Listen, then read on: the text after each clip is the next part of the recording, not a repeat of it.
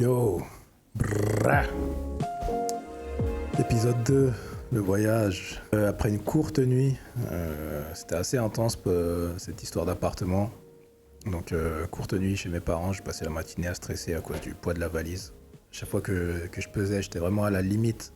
Je pense que vous connaissez ce petit stress de la valise. Donc je prends finalement un taxi pour l'aéroport Charles de Gaulle. Voilà, ça discute avec le chauffeur dans le taxi. Bon, ça parle de politique, de ce climat un peu morose européen, triste. À ce moment-là, en fait, je suis tellement content de partir. Le gars était cool, c'était une discussion, voilà. Le gars était sympa, mais le sujet de la discussion me rappelait en fait encore pourquoi je partais et pourquoi je quittais en fait ce pays. Et je me réjouissais seconde après seconde. Et plus je me rapprochais de l'aéroport et plus j'étais content. Je vais pour enregistrer mon billet. Petite frayeur. La meuf commence à me dire vous n'allez pas pouvoir prendre l'avion parce que vous avez pris un aller simple. Ça c'est pas possible avec certaines compagnies, dont la mienne, Vietnam Airlines. À ce moment-là, franchement, je me suis décomposé.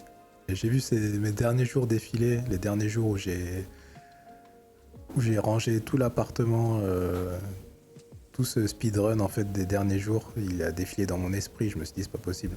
Je lui ai dit qu'il fallait qu'elle voie avec son supérieur. Je suis déjà venu en fait au Vietnam avec un aller simple et j'ai jamais entendu ce genre de choses. Je lui ai dit aussi que j'avais un visa et là en fait elle m'a dit ah ok, vous avez plus de chances que votre projet se concrétise.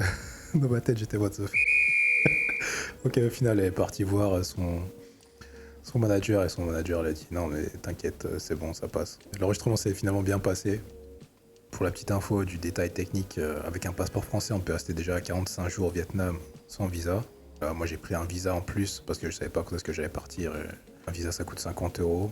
C'est pas non plus une grosse somme mais c'est la somme de la safitude. Voilà, voyager l'esprit tranquille. Et aussi et surtout si je veux improviser de partir dans un autre pays asiatique, voilà j'ai besoin d'un visa multiple entrée. Donc c'était aussi voilà surtout pour ça.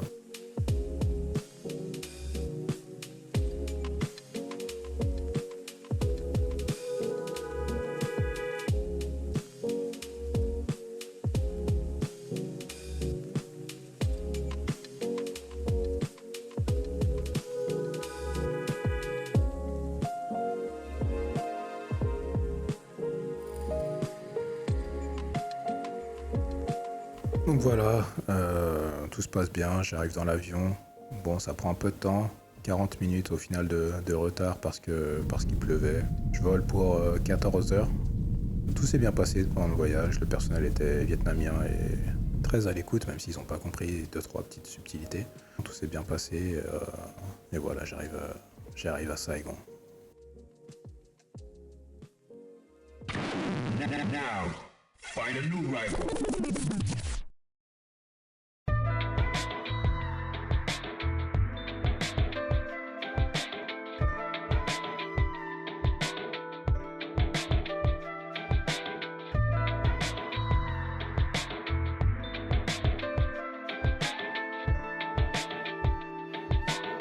À peine arrivé, 30 degrés. Franchement, ça fait du bien. Donc, il faisait assez froid en France et là, j'arrive 30 degrés. Franchement, ça fait plaisir. Moi, la chaleur, c'est quelque chose que j'aime et je me plains vraiment très très rarement de la chaleur.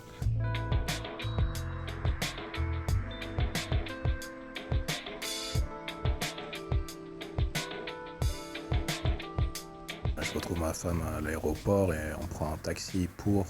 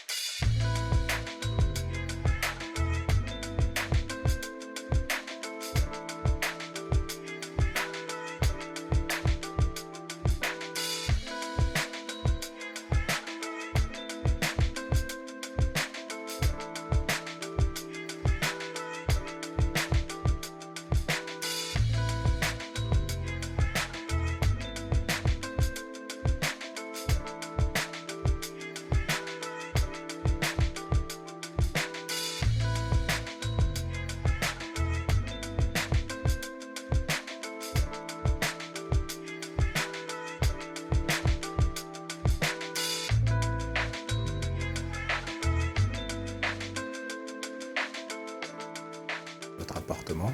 C'est un petit F2 dans le quartier de Taojian.